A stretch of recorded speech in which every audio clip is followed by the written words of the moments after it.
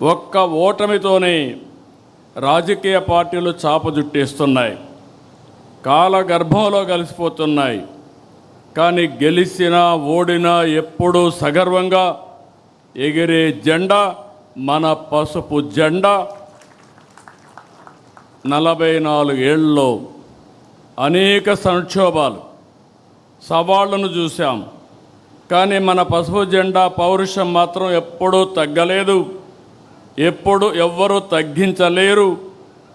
Telugu Desam party కార్యకర్తలు ఎప్పుడూ మీసం మెలేసే నిలబడతాడు తప్ప ఎవ్వడికి భయపడడు, తల వంచడు. 4 దశాబ్దాల మన ప్రస్థానం అద్భుతంగా సాగింది. తెలుగుదేశం పార్టీ శాశ్వతం.